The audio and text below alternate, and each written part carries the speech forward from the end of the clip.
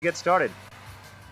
All right, ladies and gentlemen, what is going on? Lightning Thunderbolt here, and welcome to Sonic Riders Tournament Edition version 2.0. And today we've got a special treat for you. We are here with the development team behind the game. We have project leader, TheRealProtagonist, lead coder, Exortile, and community manager and web designer, StrawberryJam. Say hi to chat, everyone. Hi. Hi. Aloha. All right, now 2.0 has been long awaited, long anticipated. You all must be thrilled to have it out at this point. Congrats on being at Sage this year. So basically, what we're going to do in this interview is, oh my God, Emerl bullying Tikal. So basically, what we're going to do in this interview is, as you know, in 2.0 there are new mechanics, new characters, and a whole load of extras. So first, we're going to, I guess, talk about the new mechanics, and then talk about some of the new characters, and then we will be answering some questions for the developers. So, Protag, without further ado, take it away there. Yes, that is I, and I shall be your guide today for fantastical things. If you would lend me the floor, Jamongala swag. Oh man. Yeah. Jamongala swag. That's crazy. What's up, Lou? Welcome to the stream. We shall begin our journey with Metal Sonic. Alright, bring it on. Wait, hold on, get out. Oh, my bad. That's Yeah. not me. I'm gonna show you the single player stuff. Oh, got you. Yeah. Alright, so we got some new characters. That's cool and all. But we'll get the easy stuff out of the way first, right? We got a couple new mechanics. First thing is very small, kind of a niche type of thing. This is a old L cancel, if I did it right. So Oh my God, you just failed. That trick would be what a great start. Normally that trick would be C rank failure, as you see. But if you time the L press right before, Yo, let's go. guarantee your trick. Yeah. Crazy. And then you just saw me rail dash right there. Mm-hmm. This is kind of just, these are just a couple of nice little features to make the game a little bit more spice. You lets me L cancel, and I can do tricks that I'm normally not able to do. Another thing that the L button does this patch is if you're on a rail or flying, you will propel yourself forward by boosting. You'll actually spend air on the type trick button instead of gaining it. Was it L on all of the shortcuts? I thought with fly was B. With fly, it is L or B. Oh, okay. Interesting thing, it was gonna be L or B with rails too, but fast fall is on rail. Right. I mean, fast fall is on B. So, and the long jump is also on B. So a lot of people like to do rail connections while buffering the fast fall mechanic. Yeah. So what was happening in testing is that if they were also rail boosting at the same time, that would interfere. So it's kind of like the Sonic Adventure 2 effect. Where Yeah, like everything on the same button. Yeah, we got to the point where there's too much stuff happening on one button, so we just only on L for rail grinding, and it also feels natural. You know, I mean, like I guess we could have put it on Y or X or whatever, but it just feels better when you're already pressing face buttons to connect to one rail to another. And Yeah, it makes sense. The trigger to do something. It's like very feels a lot more natural. Yeah, I'm glad you guys thought of that. Also, regarding character models and everything, Metal Sonic's board, is that a reference to Sonic CD there, like the launch spring thing from Speedway? Yeah. Nice. On a little planet in the Sonic CD, you traverse through a stage called Stardust Speedway. I'm sure everyone who's played Sonic CD, or even if you haven't, if you've played, any of the really popular Sonic games like Sonic Generations, you'll Stardust Speedway appears, and the speed boosters. It's a little bit, I guess, inaccurate to say that this gear was like inspired off of the speed booster, because it pretty much is the speed booster. Like there's almost nothing really we had to adapt to make it fit or like look like an extreme gear. It kind of already did look like something you can ride on And you do use it to propel you and make you go faster in the game. So yeah, that does make sense when you think about it. Also, chat is popping off right now. Yo, welcome guys. Welcome to the stream. Hope you enjoy. Yeah, a fun bit of trivia about the Stardust Speeder is that when we were first, you know, trying it out in the game and everything, there was no texture for it. So what I did is I put a material on it, which is a simple color. So it was all one color, and it was a red color. And I named it the hot dog gear because it looked like 2 hot dogs. Okay, I don't remember that. That's a fun bit of trivia right there. Yeah, it actually So makes sense when you think about it.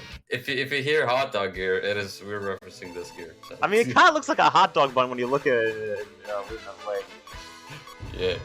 Oh, I'm back in.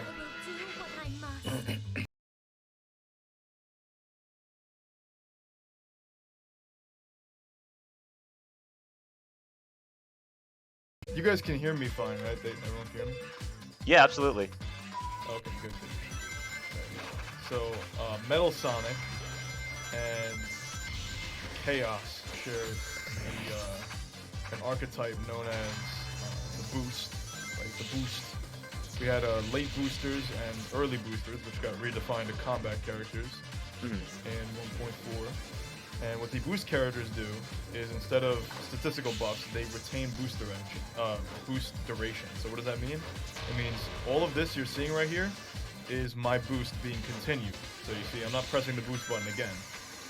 So I can so like literally when you boost and then drop, and then you can just maintain like your boost hitbox basically. Yeah, exactly. Oh wow. So I can even jump, keep the boost. This is pretty interesting because you can jump on top of someone, or you know the leapfrogging strategy that certain players like to do. It could literally be like a pseudo berserker effect almost in that sense. Yeah, in a way, it can. Lightning, turn up the Discord audio in your stream. Got you. Let's go. And it gives you that sort of that player interaction buff, but also is interestingly air efficient because instead of your boost being longer, literally, your boost just doesn't get canceled by things that would normally cancel it. And this gives a striking amount of utility to the boost retention characters. What's also an interesting thing is, let me get some air right here. Just get that. Perfect. Oh, nice. What's interesting is that when the boost character is boosting, not only are a lot of the things that you know, negate boost don't negate boost, but the boost itself becomes stronger in a number of ways. For one, it becomes 1 boost speed faster per level, so at level 3 you'll get 3 boost speed, which is pretty significant. And then the other thing is that you'll get a 250% acceleration increase. So basically, you know, almost like your acceleration will be increased threefold. Depending on the gear that you play, and you'll see I boost uphill, and I basically lost no speed. Oh like wow! It's a powerful gear. Yeah, so every boost character on every gear has this like immense utility, and that's what makes them a little bit, you know, a little bit scary. You know, they have the potential to be pretty good in the game. You had actually, I think you had mentioned this in the trailer before, but with like the boost duration characters, some of the stuff about like things not normally canceling boost, such as like I think you said bumping into walls, or like or like getting hit by power objects if you weren't a power type. Like that's something that would normally kill your boost duration, but like it doesn't now with the boost archetype characters. Correct. Yeah. That kind of creates a you know, a dynamic of, hey, what if the boost wasn't you know, we didn't, because you know you can only play with my philosophy is that you can only play with stats so much, you know, until that becomes very exhausting, because you're going to exhaust every type of stat that you can play with. So you kind of have to start thinking, at some point we're gonna have to start thinking out of the box, like how can we actually make these character, you know, let's play with their abilities, like what the properties of what they actually do, you know, let's give them some unique things. And there's a couple of, I guess, like principles that I don't want to I guess tamper with. Like for example, we wanted to give characters completely new abilities, like the Trickster character has the Super Leap. And oh my god, that goes high. So they you get it's based off your current speed. It adds to it, and then it also gives you +2 jump height when you actually perform the super leap. So it gives you speed and height, basically. Yeah, and this can be used to do things like that. Gives you a boost chain up the hill when you normally would not get one. Sometimes this happens even with normal characters. And you're able to cancel your boost, negate the uphill speed loss, and then combo it into a boost chain. You can even do stuff like this. Yeah, yo. Stuff like that. Yeah. That was the Kung Fu was saying, waiting for the wiggly woogly skip. I'm like, yep, that's gotta be it. Boogie woogie. The boogie woogie skip. He boogied. Let's go. Yeah. So what I was saying before about like creating, like giving characters abilities is, you know, there's a lot of ways that it can go poorly, and I think one of the ways that it can go poorly, you know, you may not even think of this at first glance. You know, you might think, oh, how could it go poorly? Balance reasons. It might make the game, you know, feel too different depending on the character. You know, it might stray too much from the formula. But what we also had to consider on top of all those things was the fact that you wouldn't want design overlap between gears and characters. And just this is a little bit of an advanced concept. You know, it's like a game design concept. Design overlap is essentially where multiple things in, you know, a given game, essentially they could be similar enough or the same that they'll accomplish the exact same thing. And design overlap is, you know, present in a lot of competitive games, you know, when there's an overabundance of characters, or, you know, another term, power creep. You know, some character might do the same exact thing or might achieve the same thing that another character can do.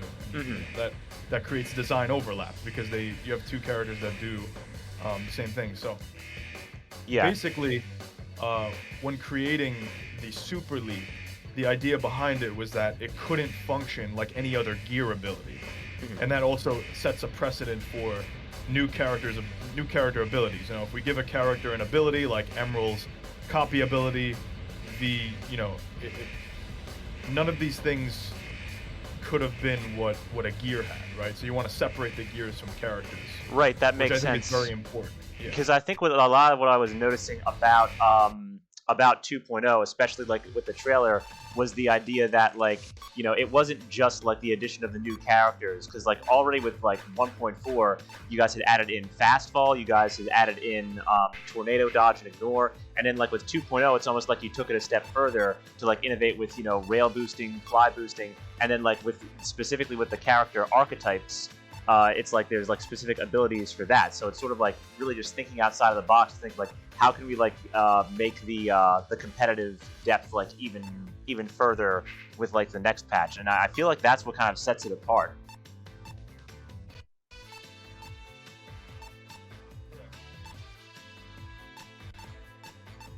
I'm looking for a mission to demonstrate hoop dashing. Okay, Very cool. Also, yo, Komaru, my guy, thank you for the follow. Yo, what's up, guys? We ballin' Yo, tonight. chat is popping off. Yo, welcome, my friends. Y'all ready for some TE 2.0? So I'm going to show you some mission mode stuff. So this will be a good way to demonstrate the fly hoop dashing. If he doesn't die. Yeah. Have fun. Music reset. There we go. So if you press the L button, like before going into, you have to touch a hoop, right? That's why hence the name hoop dashing instead of fly dashing. And basically what'll happen is you will begin to propel yourself forward, just like you know, dashing on a rail. If I can get the hoop in. Yes, Boonsonic, this is a mod of the original Sonic Riders. Jam, actually, if you want to drop the link to the server in the chat, for anyone who would like to download the mod, you need to have either Vanilla Riders or version 1.4.2 if you played it before. Okay. Maybe there's another one we can try. Discord, guys. I mean, I feel like a lot of these guys in chat right now are regulars, so Yeah. There's a couple Yeah. of my guys who are like sort of new to it, so by all means worth giving them a look.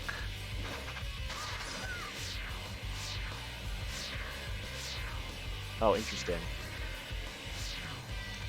Yeah, so right now I can't use Fly Dash anymore, or Hoop Dash anymore, because you can only use it once per air cycle. Oh, Very- interesting. You guys put like a cooldown on it so it wouldn't be abused then? Yeah, because then it would be, you know, very, very difficult to stop. Another thing is that... You know, I think because when you said that, I think the interesting comparison for it would be like the best way to, like the best way to describe it would almost be like, it's like once you press it, if you let go, you can't use it again. So it's kind of like the homing refresh, since Sonic can only like jump dash once in the air in most of the platforming games.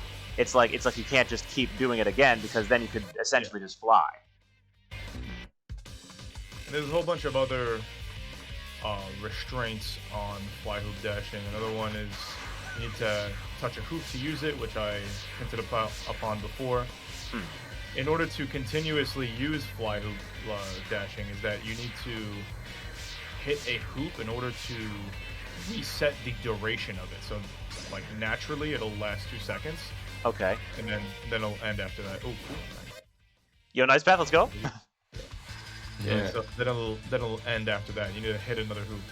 Even then, though, the fly hoop dashing cannot last that long in general, because if you keep using it, you'll run out of air, and if you run out of air, it'll cancel your fly state. Oh, it'll just make you fall. Oh, so you aren't pressing down, it actually just pushes you down. I see. So it Yeah. No, punishes I'm just you. holding it down. You see, if my air goes to 0, then I just get blown out of the air. If you can get another hoop when your air hits 0, will it restore that? Like, will you be able to fly again? Theoretically, You yeah. just like Yeah, die. theoretically, yeah. Hmm. And theoretically, you might be able to. You won't be in fly state anymore, so you might be able to reset it. Probably. It's another flag. Oh yeah, it worked. It worked.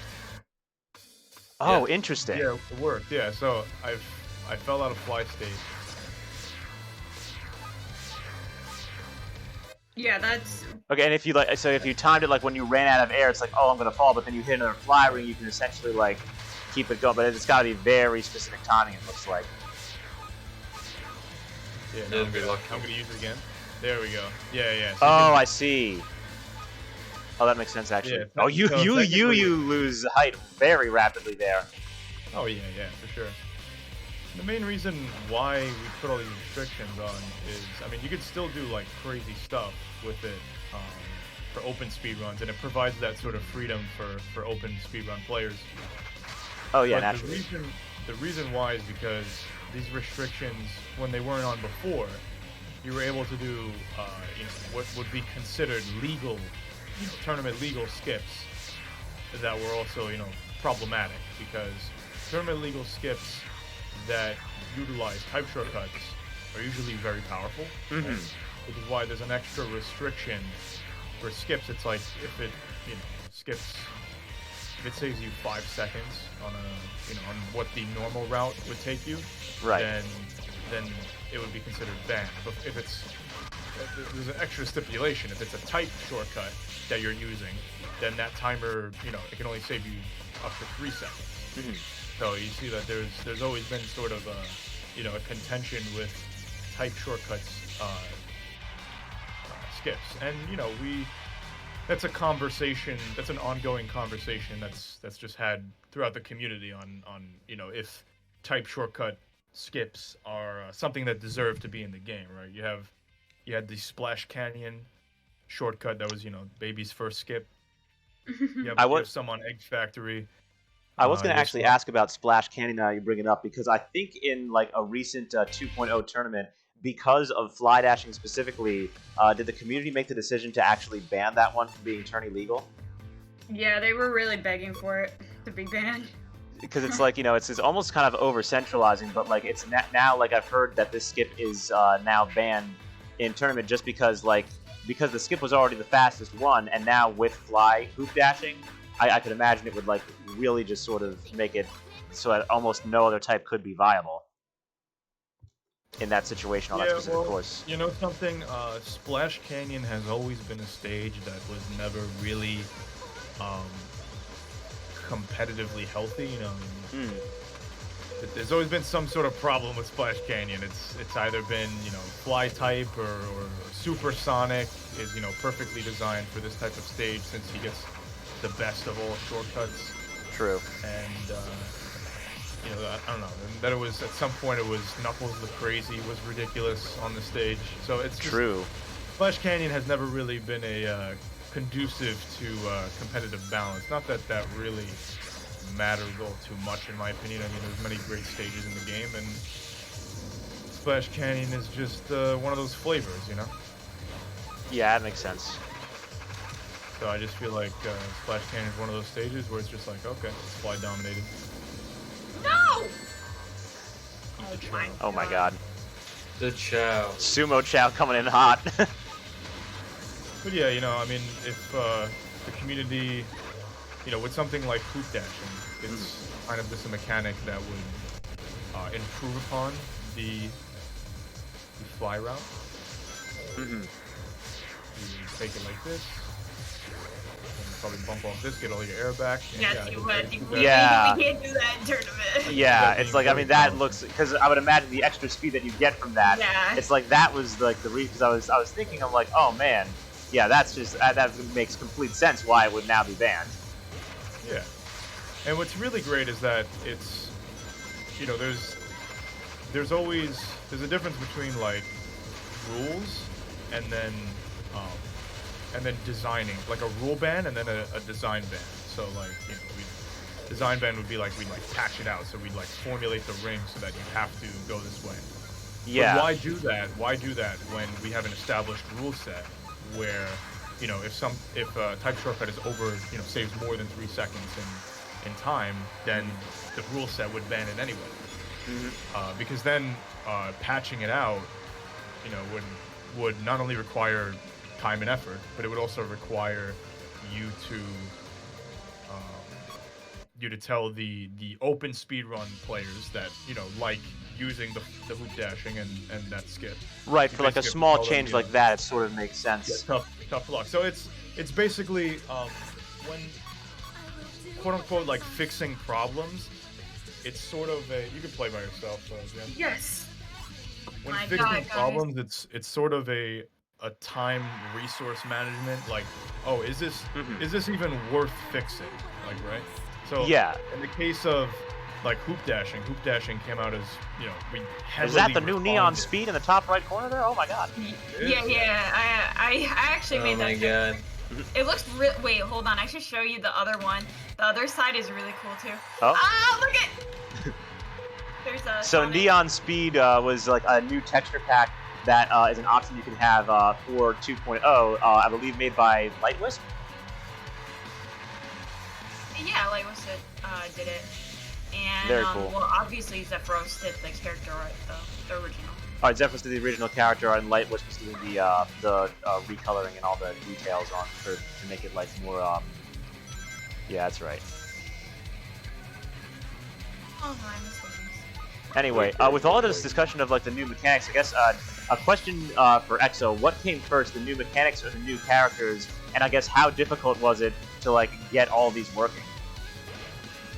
So, yeah, it was quite difficult to get the new characters to work because you have to do a lot of stuff to get it to, you know, look like a new character. So you would have all the texture work. You'd have to, you know, give new textures, add new texture slots. For the most part, because the old textures for the characters, they already had all their space used up. So, for example, in the CSS, you'd have the character little art things on the squares. So that entire texture was already used up by all the 16 characters. So you would have to essentially add like another texture slot and have it use that instead.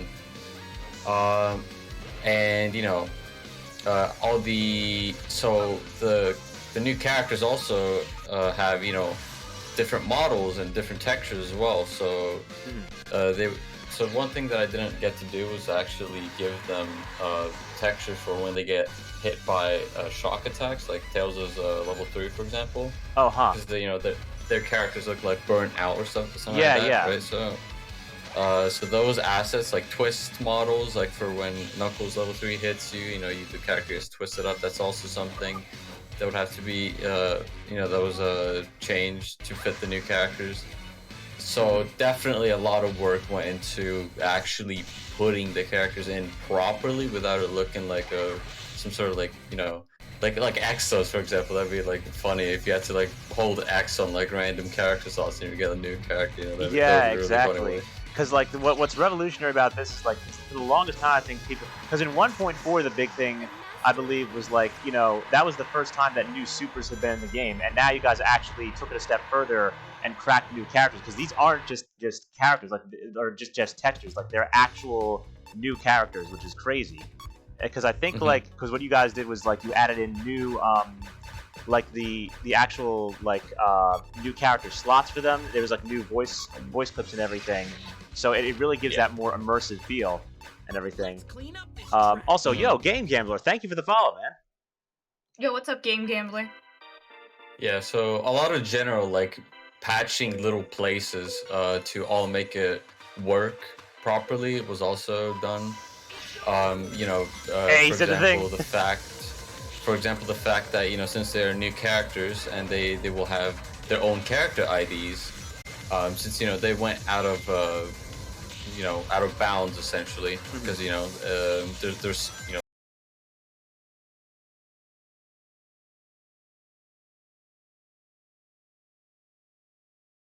throw errors everywhere, cry about it because it's like using a character ID that doesn't actually exist. So yeah, definitely new characters have been worked on the most dev time went into the new characters themselves. Yeah, that makes sense. Yeah, and the new mechanics, of course, also did take time. Mostly, fly or hoop dashing and grind rail dashing, they took a lot of time. Oh, tournament mode as well took. Yeah, that's right. That we should probably showcase that. Tournament We should probably showcase that as next, because that's specifically to make bans a little bit less difficult. It's like more of a quality of life change for specifically when you're playing in tournament with others, I think. Yeah, so you have a lot of stuff going on with the tournament mode as well. You have a whole graphic side of things where you have the stages look like they're banned with the players' colors and everything. And the texture at the top right of the screen that shows how many wins or bans a player has. And then you have the technical side of things, which is handling the bans. The X button does bans, and then handling the menus on between each player, and deciding on who wins the match automatically as well. That's also another technical side. And a lot of time went into both of those aspects of tournament mode. As for which one took the most time, I'd say probably tournament mode took the most time to actually prepare. But yeah, grinder and fly dashing, they also took a decent amount of time to make sure that we have enough restrictions on it, so it doesn't come out as broken on the first try. Yeah, that definitely makes sense. Also, yo, is that Locke in the chat? Yo, what's up, bro? Locke, the homie. I did see a question too from chat, who we are. Yeah, we are we're the developers. Yep, these are the developers. We have the real protagonist. He was the project director, who was just talking about like a lot of the coding now is Exortile. He's the lead coder, and then StrawberryJam is the community manager and web designer. Let's go. And then there's Lightning, who's hosting. Oh, thanks, guys. Much fun. I've been looking forward to this, and thank you so much for coming onto the channel. Yeah. As you all know. Are you kidding me? Why do you not take power paths like a normal person? Like a normal person. God. You literally didn't take power path like I. Yeah, as you all know, I'm a regular at Sonic Riders tournaments. It's been a hot minute since I actually got back to playing Riders, but looking forward to have 2.0 drop it back in and bringing this content to y'all on YouTube, because y'all did an absolutely amazing job with this patch. Can't wait to play it. Oh jeez. So I guess two things to also talk about. I think like some of the attack animations, it looks like the new character models were new, and the voice clips were new, but it looks like some of the attacks and animations had to be reused for the characters. Yeah, so currently we do not possess the ability to actually have custom animations yet. So we essentially just used we picked a character as a base, used their rig, and then put their animations on the characters, so they would actually look playable in the game. Mm-hmm. And some of the new characters got a little more love in terms of attacking as well. So some models got swapped out. As you can see on Blaze, you would have level 2. She pulls out her rapier, Mm-hmm. and on level 3, she pulls out her soul emerald. Even though it looks like a block of butter, but it's a soul emerald. Right, because I think it was wave was the replacement for the attack, I think. Mm-hmm. And then Tikal also got her red shining ball of light, Mm-hmm. whatever you call it, for her attacks. Oh, the orb from Sonic Adventure, right? Yeah. So that's what she attacks people with, and I don't think anyone else had got anything else like customized like that. Yeah, that should. So those two characters in specific have cool, flashy new little things that they play around with. I guess. But anyway. We should talk about like Neo Metal since he was just featured, but I think first we should talk about tournament mode because look at this. So we hop in here, and then it as they were just saying, like it lists bans and it lists wins. So it's like just a quality of life thing, so everyone can like keep track of stuff during tournament. Yeah. I'm not player 1, so I can't click anything. It's Lightning who's port 1. Oh, okay. It's Lightning. My bad. Okay. Should I play? Yo, hi TK, what's up? What's going on? Trouble's like, Ayo, Lightning, get testing on 2.0. You're right. Get testing or Benson gonna fire me. All right.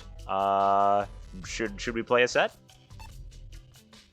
Okay. If you want to, yeah. Okay. What am I gonna ban first? Oh, watch me get. Oh. As It was- you it was, can see, once he bans the stage, you will see the color of the stage. It was X to ban, I believe, right? Yes, X. All right. Ban ice My and You guys can see, so the blue color would represent player 1, and then the yellow color represents player 2, because that's how the colors are represented on the character select screen. Yeah, then player 2 gets 2 bans, and then the control of the menu switches back over to player 1 for them to pick the the rest from the rest of the I neutral see. stage. Oh, very cool. You guys thought of everything. Yeah, this is we ran a tournament so far with it, and it works really, really good. I think EXO did a great job. Amazing. Yeah, then you play. Then you play the game, and Hey, yeah, is so, that a hypersonic texture? As I was saying before, the win is like automatically decided. Like you don't have to press any sort of like button. Oh yeah, I won. Oh, So got it's you. like- It automatically decides on who wins the match, and there's like a lot of intricate stuff that goes. I actually kind of forgot a little bit of the intricacy on how it on very edge scenarios how it decides who won the match. It was a little intricate on that part, but essentially, once you cross the finish, whichever player crosses the finish line, that's the win is granted to them, and then whoever quits out of the match, they're granted the loss, and the other player the win. Basically, that's like the very basis of it. There are more intricate stuff that is calculated if there are more edge case scenarios. Attach the finish line. Yeah, like if they oh yeah, right, I remember that. So an edge case scenario, for example, that is in place is you are allowed to quit out of the match as the winning player if you have crossed the finish line already and they're 10 seconds behind or something. So if you feel like if you don't feel like waiting for the other player to finish, once you cross the finish line and you won the match, you are free to quit, and it won't grant you a loss, essentially. So that's one of the edge case scenarios.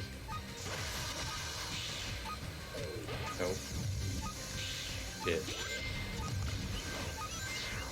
Bro, I got hit in the beginning, you see? And now it's just about me trying to catch up. Yeah, pretty much. Supersonic has some stuff you can do on digital still, I think.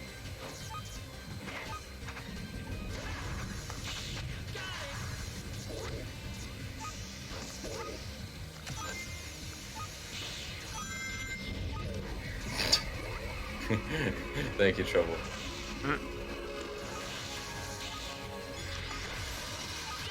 Speed choose now. Okay. I swear I'm good at the game, guys. No, you might catch actually. Oh my god, if I actually win! If I I gotta go! I gotta go! Yeet! Oh my god, GG. I fell there. I was like, oh man, I screwed up too much. All right, so then it's gonna. I think it gives me control of bands right now because we go tournament race. Yeah, so you. Oh, so I have you would 4 have bands. yeah, so then I you go currently have control of the thing ban. to ban stages, and once you ban 4, then it passes over to player 2 and they counterpick. And then I'm gonna go illusion. All right. Your picture. Alright, let me actually go to a decent stage on that. Oh, you banned that! Come on, I know you're gonna go show there. I know you're gonna go show there. Oh wow. I really want to play. You thought. Are we going sand? Okay. It's okay. The thing's gonna screw me over. Oh, she's going her main now, guys. She's going her main now. I still think Tikal needs a couple more touch-ups. I can kind of see it. But she's alright. I mean, like model-wise, or? Oop, oop, oop, Oh. oop. Oh my! Don't think I'm not gonna do that. Both model and gameplay things. Because I like their original idea. If we can talk about it. Of course. Yeah, sure. Do you want to do it or you want me? Oops. Alright, so at first, we were going to... We were putting in... So at first we were only going to do Tikal, and then one of the modelers strongly suggested that we include Chaos as well. So they were like, how can you do, Tikal without Chaos? It's kind of like Silver without Blaze, so I get that. Yeah. So, Love it. yeah, so we decided to do it.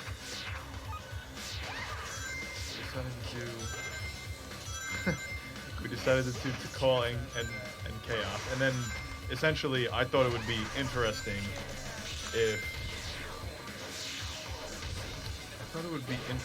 if they had this gimmick where they were like a double character, like Sheik and Zelda or Pyro. I kind of understand that. Smash. Basically, they'd have this switch mechanic across any of the gears that they would use. You would press like the X button or the C stick or whatever, and you would switch between them, and you would manage between 2 different air gauges. Tikal would be a better, like a character with good stats, but she would have. They would both be power type, by the way. So because obviously if there were 2 different types, that would cause a lot of problems with ability granting gears and other gears in general. Like, can you imagine if High Booster? Oh, you got me. A lot of we got a lot of feedback asking why. Essentially asking why did Tikal also get power in addition to Chaos? That's the reason why. Is because very early in development, it was already decided that they were going to be power. But in retrospect, them being separate characters, you can kind of lean into Tikal's design of being more of a not as much of a warrior tribe echidna. So she would have the she would call upon her gliding echidna heritage. She would be a flying type. Wait, why are you foregoing bands? Oh. Yeah, it resetted. I don't. Oh, okay, I got you. think because we quit early. All right, I'm no not- worries. whatever reason. Do you guys want to showcase more of the characters? Wait, I think Okay. Protect was in the middle of explaining. Oh yeah, go ahead. Oh, was that? Yeah. So basically, they'd have this mechanic where they have two separate air gauges, and one character would be the better character in terms of statistics, and the other would just have a small, like a bigger air gauge, right? So Chaos would have like a 100% air gauge, but he would have like negative statistics. Tikal would have above average statistics, but she'd have like a 50% air gauge or something like that. And that was a very interesting idea that everyone was down for. But as we progressed more and more in development, it became a little bit unfeasible to realize that, because on the surface, theoretically, you'd think it'd be possible. Supersonic and Sonic switch between two different models in game, as well as textures. So we also experimented with this before by just texture swapping for 1.4. That's how we added the supers, right? We studied Supersonics, like how does Supersonic in the code switch textures like mid-game. Yeah. And that's how we made the other supers. But with switching the model, it's much more elaborate and much more difficult because the game has a limited amount of memory. So switching between two very different models, Tikal and Chaos look nothing alike. So you'd be switching between two separate models, opposed to Supersonic and Sonic, where it's an altered model, Supersonic, of Sonic. So Right. So it's like they could both sort of go, because they have like a similar appearance, but with the Tikal and Chaos being so like drastically different, it's like, I would imagine model swap is just different from form swap then. So that explains why the challenge would be there. Yeah, they also use Chaos and Tikal, due to being so different, they use two different hand meshes. And again, having all of those hand meshes in, like, stored in the game's RAM as you're playing the game.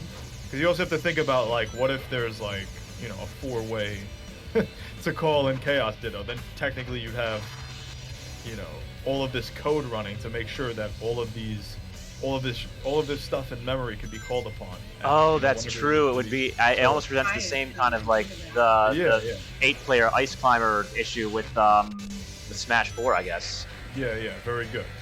That's also another thing, is, model and poly count, because it wouldn't. From what I understand, Exo can correct me on this, but it would if you're switched to Tikal and you're not Chaos, that doesn't mean that Chaos's poly count won't, affect. There'll still be two characters in the game's memory, technically.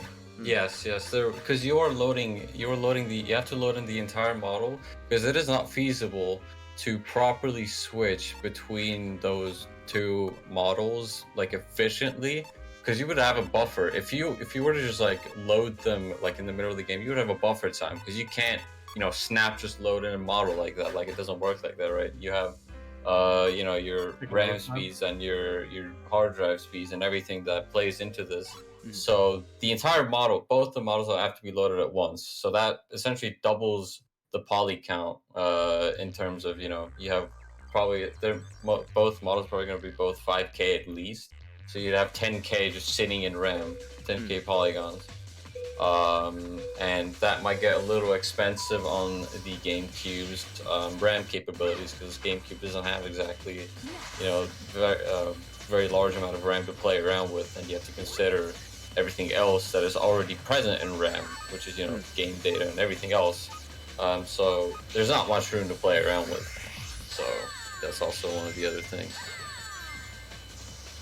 I'm glad you said that. Yeah. So the key word there is definitely, might. It could be something that's possible in the future, because, we don't exactly know the limits of a character model. Like, what if we did put a character model in the game that was 20,000 tries? We don't really know if the game would be able to handle that or not. And the Riders is definitely a little bit, they're very, the developers who made this game are very conservative with how they made it, like in terms of like poly count, very low quality textures. Like, they did a very good job optimizing the game. so that it runs at 60 the entire time. So maybe that's kind of why we push the envelope a little bit. We have a couple of we have a gear in the game that is 1400. Well, it's not in the patch right now, but Eggman's custom gear that we made for him, the Eggmeister, that is a 1400 try poly gear, when the highest try gear is Heavy Bike at 504 tries. Oh wow! And that game, like that bike, that was 1400 tries. It didn't mess with the game at all. So the developers were definitely very conservative, and it is possible that it's entirely within the realm of possibility that the game wouldn't lag, not from a RAM standpoint, but from a the game can handle that many tries on screen. Graphical standpoint. Yeah, from a graphical standpoint, it may be possible because the GameCube is impressive, right? There's some games where you have your player model in some games is like 30k tries or something. Think of an RPG, or think of Pikmin. There's so many models going on. Yeah, that makes sense. On screen at the same time. So there are a lot of what ifs, and maybe this was possible, but that's also the thing, is that there was a time constraint during development, and we didn't really have time to like play around with it, test it, and move forward with development. It was one of two choices. It was make the characters separate, which would ease development, and it would also definitely be feasible, or it was heavily experiment to see if we can pursue this idea, and then it might not even work, and then going to the other, then going back to the drawing board really late in development would be heavily not ideal. So we made the safer choice of the two, which was to make the characters, two separate characters, which also kind of, it's funny because there's always going to be a double-edged sword with doing something like this, because people will be like, oh, you weren't able to flesh out your idea to the fullest, and that kind of sucks. But at the same time, it would have been like oh, they have 6 characters instead of 5, so the fact that they're like separate is also like, it's kind of a good thing, because it's like, oh, like and I feel like in a way people wouldn't have, a lot of people wouldn't have appreciated that we put, we spent the effort and resources it would take to make 2 characters, and we put that all into 1 character, right? That's what we intended to do, right? We wanted to put all this effort into 1 character. There'd be this double switch character that was like crazy gimmicks, and there'd be 2 characters in one, and they'd switch back and forth, and they'd have this incredible idea, this outside the box type of thing. But at the same time, not only would people like it if they just had more characters to play, but they might not even appreciate that level of depth. I would. Yeah, some people would, but a lot of people wouldn't. A lot of people don't like Pyra and Mithra. A lot of people don't like Zelda and Sheik, which is why they separated them in the first place in the later Smash games. So I think Boone Sonic does have a question. Boone, you can go ahead and ask your question in chat. In the meantime, I wanted to sort of catch up on something from earlier. So for those who didn't already know, Blaze had a redesign specifically for Tournament Edition. So what was the idea behind not using her Zero Gravity skin and using her this new design instead? So what was agreed upon was the fact that nobody in the development table really liked the Zero Gravity design.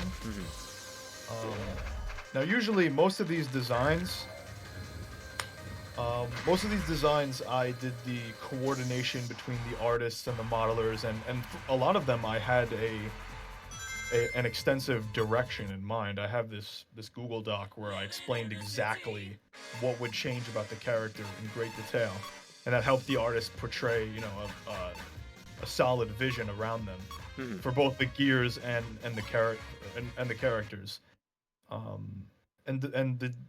My development team helps me a lot with certain ideas, like for example, Chaos receiving Chaos's design receiving all of the the rocks and the debris and stuff that kind of came from some of the testers. Mm-hmm. For Blaze, though, no one really had an idea of what they wanted to do, but everyone was in agreement that they didn't like the zero gravity design. Mm-hmm. So I just kind of, I looked at how I could change Blaze, and one of the things that I always liked about Blaze's character in general was her concept art design. This is sort of a deep cut Sonic knowledge, but Blaze was supposed to be in Sonic Adventure 2 as the rival character. It wasn't going to be Shadow. We were going to have Blaze instead. And due to that, Blaze looked very different in this concept art. She had this sort of like armor battle vest, and that's where her little diamond is placed instead of on her forehead. And then I also liked the, I was looking up like royal garbs, Mm-hmm. and I liked the article of clothing that some League characters have, where they have like this sleeve, but it comes out and it doesn't connect to the rest of their arm, and it kind of looks like a scarf or like a cape. So it's like a tailored a cape sleeve is what we've been calling it. Interesting. Yeah, and that's basically where I just combine those two ideas. It's like, okay, her concept design is kind of like royal battle armor type of deal, and then we'll I do like the fact that she rides on the scepter from Rush Adventure. Like, that was a nice touch as well. Yeah, that was flat out. That was just that was a comment from Speedbreaker, one of the testers. Like, she should ride this gear. Oh, there it is. That would work. And what's really interesting is that this gear is kind of like Air Broom. I think there should be more gears in the game that are like brooms or sticks or whatever. So this is totally like not like an unprecedented type of gear. Yeah, I think it's a cool concept. It's very fitting, especially for fans of Rush. So I would imagine that they definitely appreciate the fact that you guys had the attention to her origins and everything. A question from Trouble here. Question for Protag. Do we intend to add Metal Sonic's scarf and Blaze's cape once we get them figured out correctly? Yeah. What I want to do is I want to, by default, have them, have their full design, so they'll have the scarf Mm-hmm. and the cape sleeves respectively. Just a little bit of backstory. The reason why we took out Blaze's cape sleeves and Metal's scarf is because we weren't satisfied with the quality of the physics that these garments of clothing were operating on. So we just chose to remove it for the time being, and come back to it later. So once those get figured out, we're gonna add them to the game, and then as an X load, you're gonna be able to remove it. Just in case. Oh, cool. So it's like an alt skin for each. That's really cool. Yeah. Think of it like an alt skin. So I guess we should also talk about, and we can probably show this a bit more next. So Neo Metal. To select him, it's Metal with the Chaos Emeralds, I guess, right? Yeah. Yes. So now, what was the idea behind? Like, obviously, Neo Metal, in my opinion, is like the best Metal Sonic design, no lie. But the idea to put in Super Neo from the IDW comics, like, that was a really cool touch. So can you explain how his super form works specifically, and I guess like some of his statistics and everything? Because from what I've been hearing through the community, he is an absolute menace to deal with. Yeah. So Neo Metal is an interesting super. He's very straightforward, but at the same time he's very involved. So think of him like a combination between Super Sonic and Super Tails. So in his base form, he's separated into two forms like Super Tails. Mm-hmm. But instead, the relationship between his base form and his super form is very different. You're not switching as often, mostly due to the fact that you cannot switch on command. Mm-hmm. Switches, you become super automatically once you collect 50 rings, and the super form only lasts for a base of 5 seconds because it drains 10 rings per second. Mm. So instead of a form where you have a weak form that's really good at collecting rings, and then a powerful form that is used for combat and racing, you have a relatively solid gear. Base Metal Sonic, base Neo Metal he has the statistics of a super form, and he's also dual type, having speed and power. And then what gives him a slight edge over the competition in certain key scenarios is that he has his ability called Delta String. So when you link type shortcuts together, the speed of the type shortcut gets faster and faster. So basically, the more you link, the faster the type shortcut will become. And this is very useful with especially something like power, right? You can link them really fast. Right, and gain additional really speed as a result. It's the link that matters, not the what type shortcut you go into.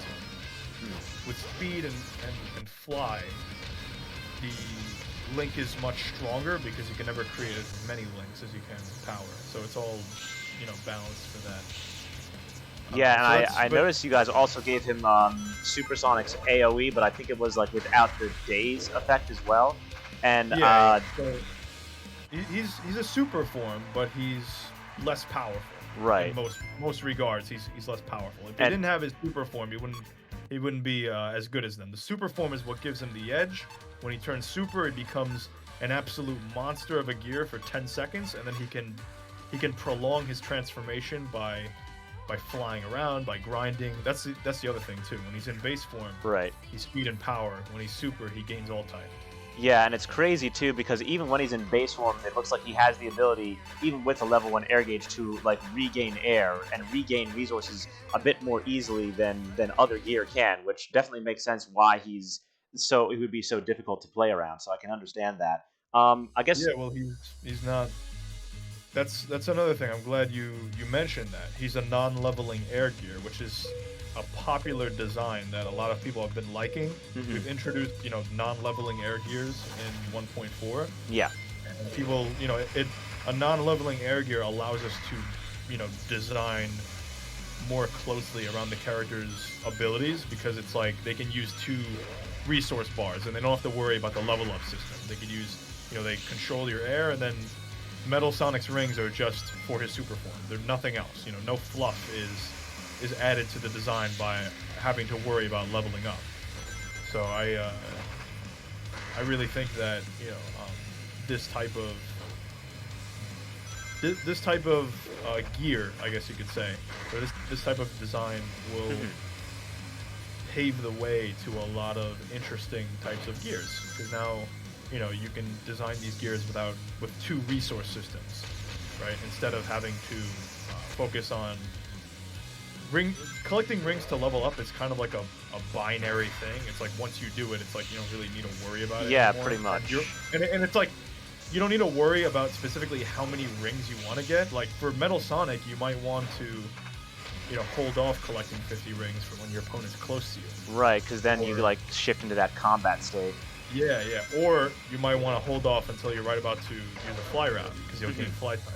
So like things like that is like it's much more strategic than just I gotta get rings to level up, and I feel like that's much less interesting in the game. Yeah, and I also think it's more interesting the idea that you can't like transform at will. Like, oh, you get 50 rings, alright, then you can press a button and transform whenever. I think it's cooler that it automatically transforms you as soon as you get 50. Yeah, it's like you kind of have to time it more. That makes a lot of sense. Yeah. Yeah.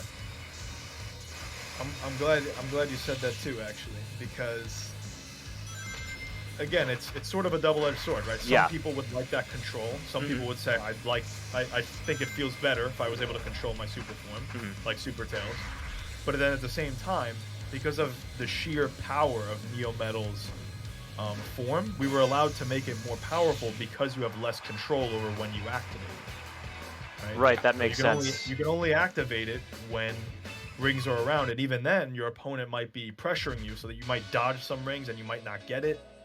So you have to be very methodical and very strategic about how you play around the gaining the super form. And I think that's very interesting. That's an element to his design that if he was able to manually transform like Super Tails, I feel like he wouldn't have that.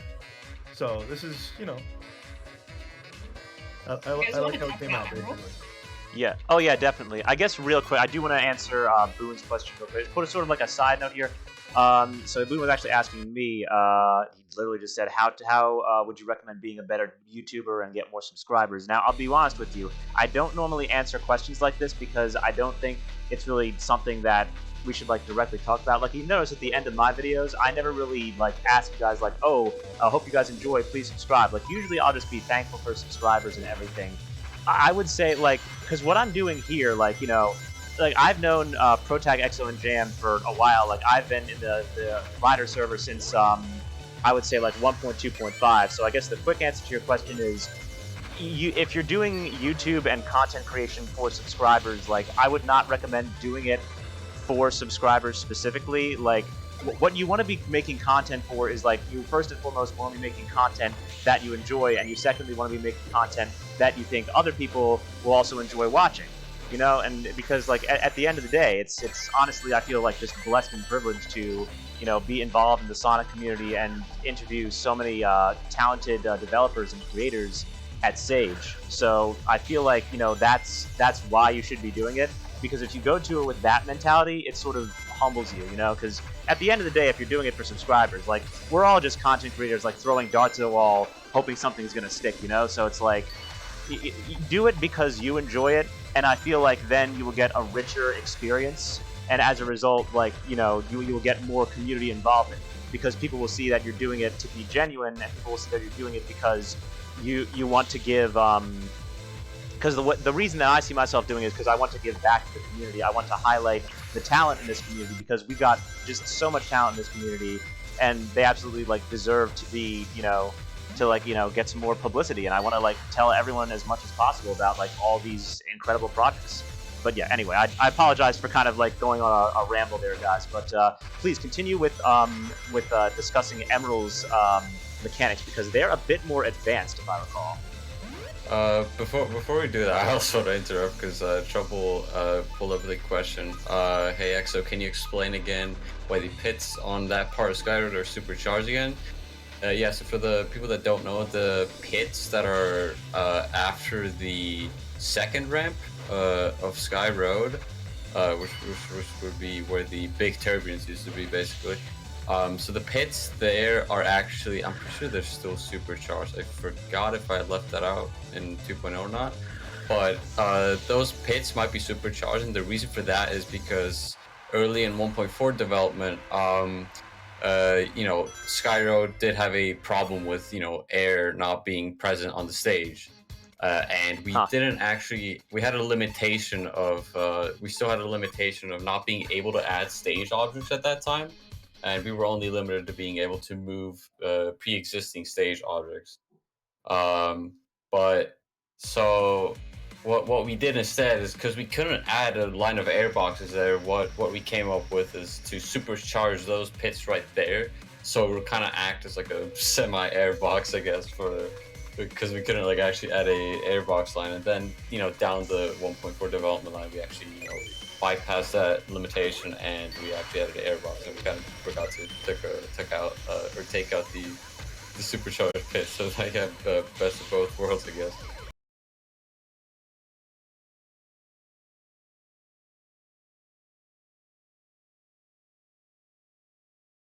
Because we've explained a lot of characters so far, and just like it's once again, just like with the new supers in 1.4, it seems like you guys' design philosophy with the characters has sort of been on a similar idea of like not just putting them in there for putting characters in there. Like it seems like each of them brings something unique to the table, whether it's with archetype or with like a specific ability.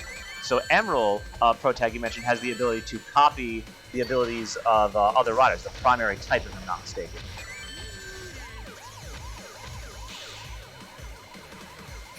Oh, hello? Did my internet die? Yes. So once, the copy ability copies the base type of the character that you're attacking. And I think, as was mentioned in the trailer as well. Oh, you got cheese, by the way. I know. But so like the trail that Emerald has, like because when he is red, like it has the power type, so it's like blue, yellow, and red for speed, fly, and power specifically, I think, right? Yes, yes. So now, what are the things? How is Emerald actually able to copy his opponent's abilities? And I think Protag also mentioned there was a timer mechanic involved with how you copy the abilities that you get for a longer duration based on how close in proximity you are when you copy it. No, not exactly. It works depending on what you did to copy their abilities. So it just went by like the harder the task is to do, the greater the reward. So for being in someone's slipstream, so we basically repurpose slipstream. So Emerald, if you're like playing Emerald, slipstream is like interpreted differently. If you're like, well, it's interpreted in an additional way, right? Obviously, it still boosts your speed and stuff like that. But if Emerald is in your slipstream, he copies your, he basically like observes you or whatever. He analyzes you, and then he gets your ability, right? Yeah. So if you're in his slipstream or using his turbulence, the idea is that he can see you, so he can analyze you. So if you're in someone's slipstream or turbulence for long enough, you'll gain their type.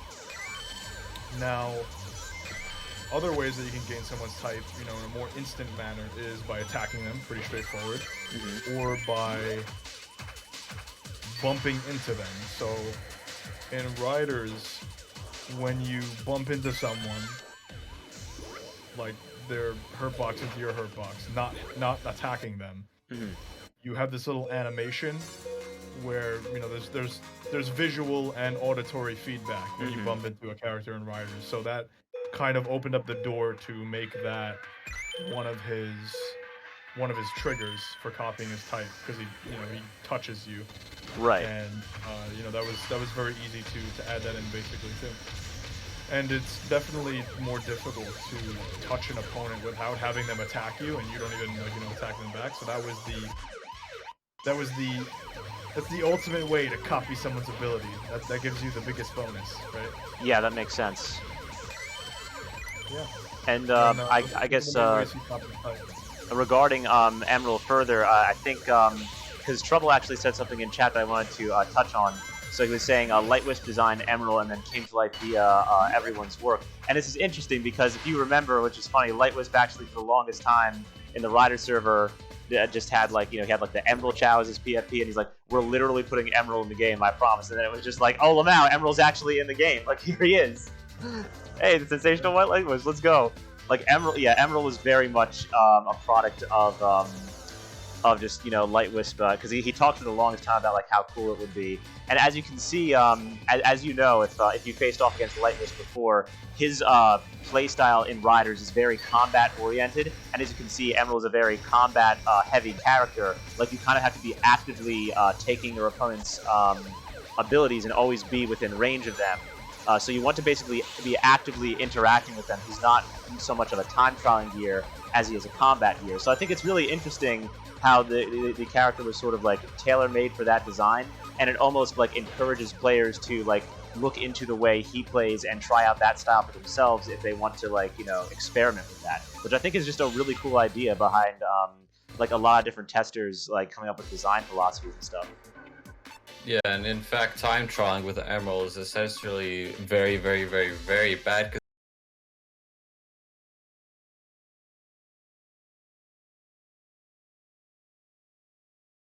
Call it the worst E10G. So you're essentially, if you time trial ahead of your opponent in the earlier stages of the game, essentially they're gonna catch up. It's inevitable because you are a no type, and no type on most stages is very, very, very, very bad.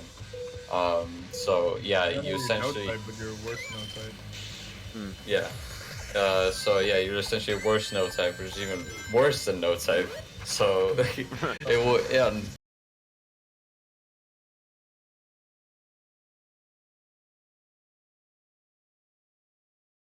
We knew going in, we knew that when we were designing a character like this, it's Emerald is not his objective is not really to be in first for the longest period of time, which doesn't really dictate the winner, in my opinion. It's who crosses the finish line at the, that's who determines the winner. So Most would agree. How you do that is by outwitting your opponent and interacting with them and thoroughly outplaying them throughout the entirety of the race, instead of hitting them once or twice and then just not them being a non-issue or a non-factor throughout the rest of the race. It's personally, interesting. I don't really. Sorry. No, go ahead. Yeah, I was gonna say personally, I don't really think that creates for riveting gameplay. Just in general, just kind of why things like MI are like the way that they are. Like I don't really believe that. Like if a competitive game and a competitive esport wants to survive, you need to have like substantial comeback factors, or combat-oriented gameplay that the players can thoroughly outplay each other and they can have a lot of interaction throughout the game. Because if you're essentially just watching a speed run, I feel like that could get boring after a while, especially if it's a two-player speed run. Because it's like, if you're watching a two-player speedrun, what's the point of the other player being in the same game world as you if they're not having any impact on what you do? Yeah, so it's like I almost feel like the decision behind a lot of the new character designs, Emerl in particular as well, was the idea of like encouraging more player interaction for making like more exciting matches based on what you're telling me, which actually makes a lot of sense because it encourages people to get like more involved, and like it makes the matches more exciting. Yeah, I mean, Emerl is a product of I guess like, because the game is heading in a direction where it's like, okay, interaction is key in this game. Being able to defeat your opponent in interaction is it's basically just as important as like being fast in the game, like racing. The racing aspect is, because the racing aspect I think is still slightly more important, because you still need to be fast. If you're like 5 seconds behind your opponent consistently, you're still gonna lose, and none of the comeback factors are going to. I mean, you still need to have like the course knowledge and everything. Oh my god, who made this remix, bro? Yeah. So, but yeah, I mean, the player-to-player aspects and components of Sonic Riders are very important, and that's the direction that we want to go in. We want to, we want to maintain a balance between those two, because of course, it's a racing game, so yeah, it's definitely the most player interaction heavy racing game that I've ever seen personally. There's no other game that has. I mean, these are fighting game level interactions. The execution, the mind games, the reads that go into interacting in this game are very akin to, they're on the same level of depth as a fighting game, I believe anyway.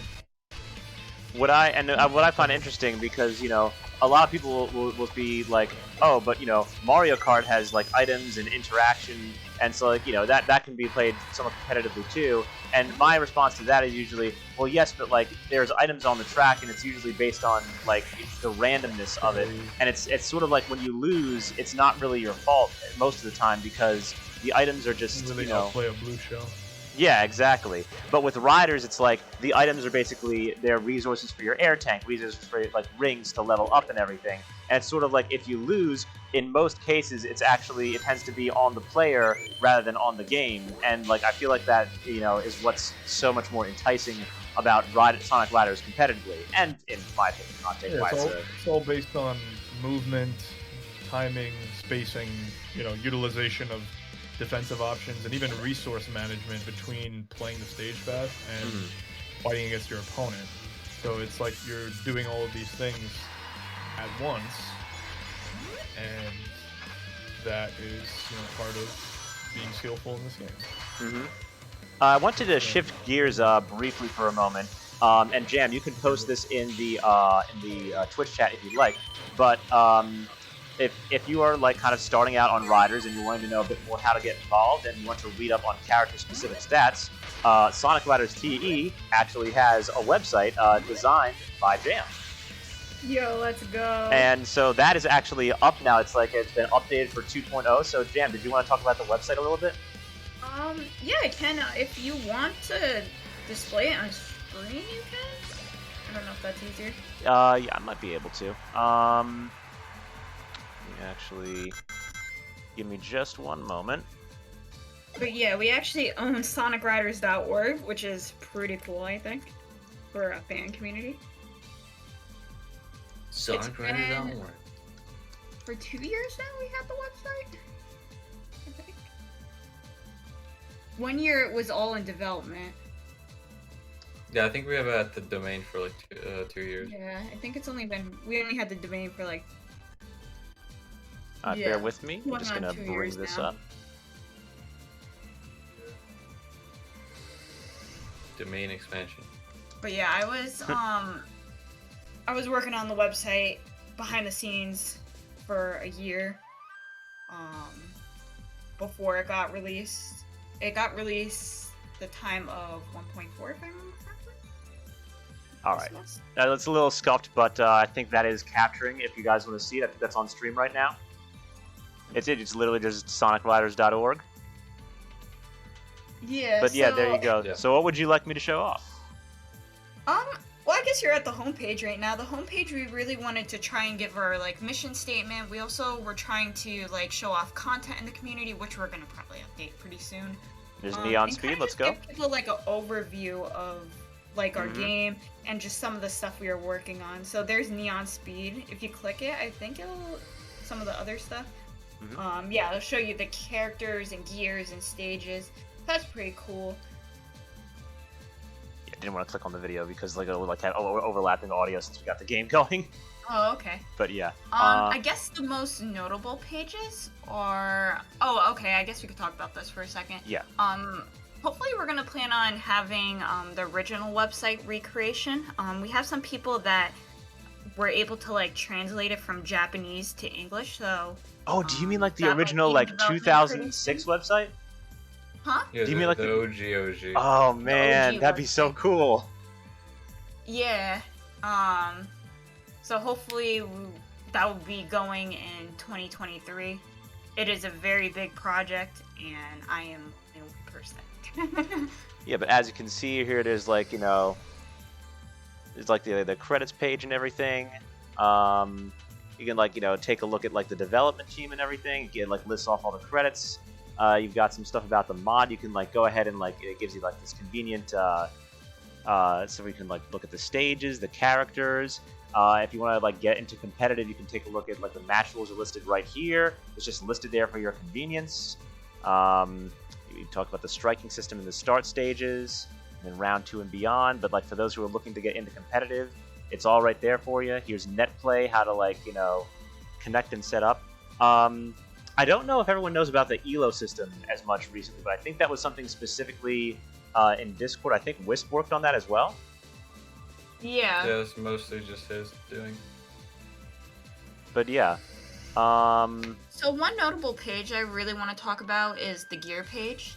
All right, let me just go to that real quick. Gears, about the mod. Right here. Yeah, about the mod and then gears. Yeah, there it is. That's on screen So for this you. is the most intricate page I've ever developed in my life. Wait, can you scroll down a little? Oh, okay. I was about Yep. to say, are all the characters? No, all the they're characters all right here. in? They're all right here. So, this page is really cool. It's actually a recreation of the shop from Sonic Riders, obviously. And you can actually listen to music, if you scroll back up. Yep. And then, like, you could, there's like a little song that you could play, and it feels like you're in the gear shop, and then if you click some Oh, of the cool. gears, If you click that, it actually plays the- shows you, Oh, very nice. It what brings each the gear heads-up does in the display. game currently. And I believe. And then it shows you what characters can use it on, and yeah, it's Oh, really... can you even put like the user access and everything, just like in the very cool, very cool. Yeah, this page, very intricate. It did take me a lot of time to figure out how to do, because this is all custom code on this page. This was something that you just couldn't, you know, put in. And I guess one other page I really want to talk about is the character page. Sure, we'll go to I that. think There those they are. pages- Yeah, Yeah, it lists the got them on it. characters and their types and archetypes. It is pretty cool. I think we popped off. We actually took a lot of inspiration Got some from new Guilty characters Gear. as well. Page. Nice. Was it Guilty Gear or Strive? Mhm. Actually, no, I think it was Guilty Gear. Guilty Gear has a similar page somewhere, like how they have the characters and you could select it.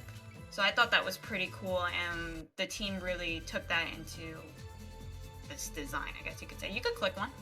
And you can actually see like the early design for like Tikal and Chaos, and the fact that they could switch between each other, like Protag was saying. So it was like that was originally the intention, but then they were like they were switched to be separate characters, I remember. And then you can actually swap back to other characters. Now we already know, like, since Exo's PFP is silver so often. If I don't think I even need to ask what your favorite new character to program in the game was, Exo, because I already can imagine it was like the silver. I can already imagine it was silver. Like, yeah, we got silver for technically, Exo. if we're talking about like a programming standpoint, I guess Emerl was the most fun, but silver will be my boy. So. Well, yeah, absolutely. I imagine, like, Emerl was probably one of the most challenging. He's listed as wildcard even too. Like one of the most challenging, but also I would imagine one of the most fun once he was finally working there and everything. Yeah, 100%. It paid off. It paid off. But yeah, since we're talking about like what everyone is like the most excited for, like Protag, what do you think was, I guess, the most revolutionary or your favorite part of 2.0 that you were able to bring to the table this time? Do you have any one specific part, or is there like a specific aspect overall that you think was your favorite? Just general process of bringing the characters to life. I mean, like I said, I primarily, coordinated all of the designs, and I, came up with a lot of them, and that was a very fun, creative process for me. Oh, for sure. And even small things like selecting what voice lines they would use, I think are a very important but also extremely fun aspect. I find that to be very entertaining. Just having Silver say, "Let's clean up this trash." I think that's, yeah, I actually liked that that you didn't use the default zero grab line. You actually changed it up a bit. It was like one of the 06 lines. That was cool. Yeah, I don't know. I love doing stuff like that. I think my favorite thing in the patch, though, just from like I'm playing the game standpoint, I think my favorite thing is it's like a tie between. I do really like rail boosting. I like how that came out, but I just like L cancel. I think it just feels extremely good to do. I like the visual feedback. I like pressing more buttons in one of my favorite video games. Yeah. Yeah, and I guess, what was I gonna say? Yeah, I think my favorite thing, that I like came up with, I guess, like gameplay wise in the patch, was probably Neo Metal. That's I feel like his gameplay ended up being very, very fun for me, at least. That's the opinion that I hold, and I think a lot of other people are enjoying him too. Yeah, I mean, definitely. Yeah. Like it's y'all just keep delivering more and more on this on this patch. It just keeps improving, and it's honestly very impressive. So I think now it's and I think it was Trouble. Forgive me, I actually forget who asked this earlier. But regarding these two question marks on the and they're on the character select screen. I think it was just to complete out the row. But you did mention in the trailer about the idea of wanting to add like 16 more characters, not counting X-loads and everything. So I guess my next question is for all three of you. What's your vision for Tournament Edition's future? Like in terms of like new characters, new super forms, new mechanics. Like where do you think you go from here? Like how much more can you guys innovate to the point of keeping the game feeling like streamlined without almost like over bloating it with too many mechanics? Like what do you think is your next big step? I got you. think, like I said, I think wild cards are the key, right? We have a couple more archetypes in the back that we could use. Interesting. But after that, I think more wild cards are the key. So that those are archetypes that, basically do their own thing. They don't really have any sort of established principles. And that's one of the hurdles, is like when creating more characters, it's like obviously these characters have to do something, right? Otherwise, I feel like if the character is just this character, sometimes something's not worth making if it's not going to have a it's not going to be fun, or if it's not going to have a big impact. So, but at the same time, we are going to have Exolodes, which are just going to be characters, lower effort characters that just have a model swap and a couple of stats turned around here and there, kind of like Echo Fighters. Yeah, that makes sense. So, I guess regarding some of the newer, say, new characters or like new features you would want to put in the game for the future, what do you say? Like, I guess from each of you, what's like on your wish list? What would be like the ideal thing that you want to like try to put in next if we're up to each of you?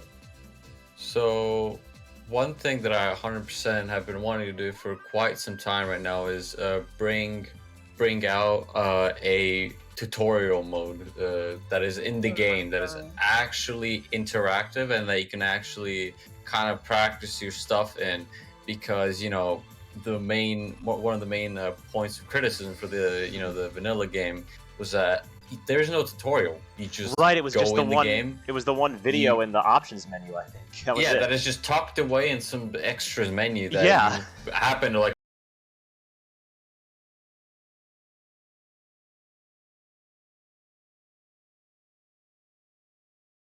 I 100% want to do for the game is make an interactive tutorial mode that explains some of the more basic mechanics, for example, and then it will also let the user perform those mechanics to make sure they got it down to a basic degree, and definitely have some sort of advanced section to it for the advanced tech that is used in competitive settings in the game, like bushing, JCBing, all of that sort of stuff, and teach those in the game without because the way you find out about these mechanics currently is you ask, you talk in the Discord, you look around the Discord, maybe you stop by the resources channel and you say, oh, this mechanic exists, this is probably something I need to learn. So that is definitely very, very, very high on my wish list that I do want to add very badly into the game, because I think it would do a lot of good, and it would be a very good quality of life change. Yeah, that makes a lot of sense, and I'm glad you were talking about the advanced mechanics as like an addition in a tutorial menu, because that was actually going to be the next thing I asked you. But like, yeah, the idea of having them in there, like it's tournament edition, so it's like it teaches you the base rider stuff, and then it would teach you the competitive stuff. So like you would have everything you need to know when like going into net play and everything for your first time, so you become better equipped and everything. But yeah, Jam, Protag, what about you guys? I know for me, it's very far-fetched, but I would like a new stage. Not that will probably ever happen anytime soon, but oh my god, if we figure out how to put stages into this, it's like, oh my god. I guess more reasonable thing that I would like, just more stuff for competitive and tournament viewage.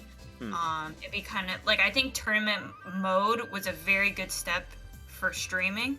And I look forward to seeing what else we could do to make the experience better for spectators. Absolutely. And Mr. Tag, Protag, the creative director, what say you, my friend? Well,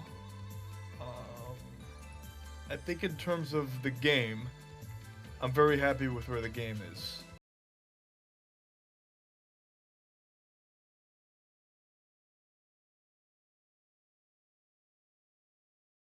L canceling, rail boosting, hoop dashing, all these things in the game, fast falling, all these things that make the game much better, in my opinion, and much more. It raises the skill ceiling a lot, and I think it ultimately creates much more enjoyable experience and an experience that people will come back to again and again. So I feel like for the game, it's pretty done when it comes to adding new like universal mechanics. Like I said, characters are going to need new archetypes, so there'll be there's still new gameplay stuff coming, obviously. But to the general game, I'm extremely happy with where it is, and I think it's all about just tightening it up and making it better and better. If I had a wish list, one thing that we had planned for 2.0 that was scrapped midway through development was creation of a new mode. We have a mode in the back. I won't say exactly what it is, but it's a new multiplayer mode, kind of like battle mode and race mode. Interesting. Where it centers around a unique gimmick, and we have a couple of ideas for these modes, and that kind of goes. That's like the route that I want to go is new modes, right? Tutorial mode, like Exo said before, is something that I want to explore. I do want to add a mode that explores, a story-like setting. So maybe there could be some sort of a hub world in Sonic Riders. Oh my. Hey yo, there'd be some sort of a, like what I'm thinking is this tutorial mode that Exo was talking about. We would utilize stages at that point, and we would create some sort of a skate park stage. Right, that you'd be able to nice. It's not something like that, right? And I mean, this just kind of depends on how much we want to go about it. But I have very ambitious ideas. I'm thinking that maybe Jen's just like, nah. He's like, shut. Let the man talk. Dolphin can connect. It's like a Melee Slippy, where Dolphin communicates with your global client, and it connects players within the game to the skate park. And they go up and talk to each other in real time, and then race each other. That would be insane. Just kind of a lobby where like players can sort of, it's sort of a more interactive. So it would be a lobby, but it would be like a Sonic Adventure hub world where all of the gameplay principles are still present. So you can go like hop. There'd be like a button where you can manually hop off. Yeah. Right, Oh, so man. then you'd be able to like practice tricks and stuff like that, like wait for people to come into the skate park, and you can do tricks with them. God. Like, bro, That would be so much more immersive. That sounds so cool. Walk up to them, press up on the like.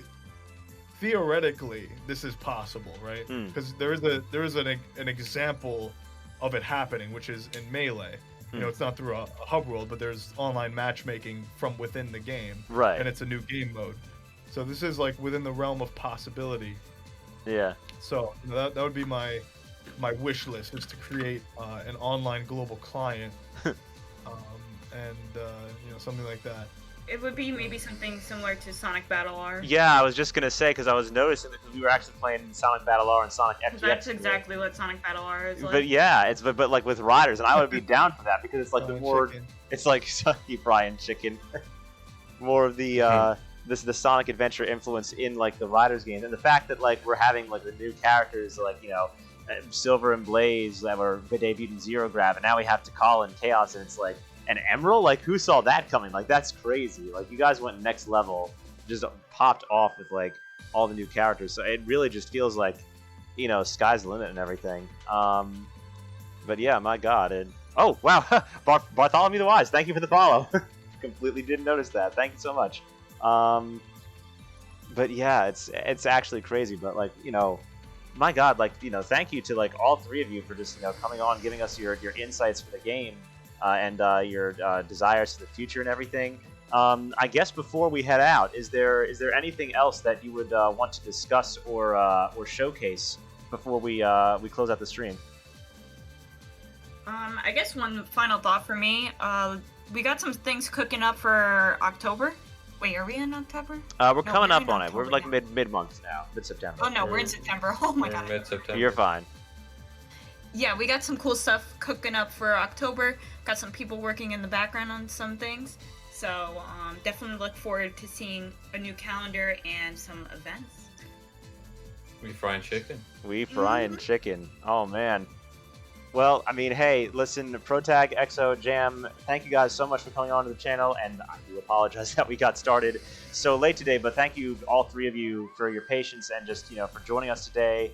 And, I mean, it's always a pleasure to have you guys. You're welcome on the channel anytime, and count on seeing more Sonic Ladders content here on the channel moving forward. Definitely looking forward to it. And thank you to everyone who tuned in.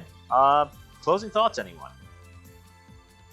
No, thank you, Lightning, for having us. Absolutely, always a pleasure. Thank you for having us. Thank you, everyone, for watching. Thank you for listening. It was a pleasure. Absolutely. Let's count to. Oh man. All right. Well, with that, I think it's gonna go ahead and do it. You guys want to go ahead and close out stream? Yeah. All right. Ladies and gentlemen, thank you for coming out. And get gaming. Yep, as always. All right, guys. Well, thank you to Protag, Jam, and Exo once again for hopping onto the stream. The game is Sonic Ladders TE 2.0. Y'all can post the link to the Discord, website, any other socials you want to post in there. Thank you so much for coming out. This is Lightning Thunderbolt and Company signing off. Thank you for watching. And until next time, as always, my friends, keep on staying way past cool.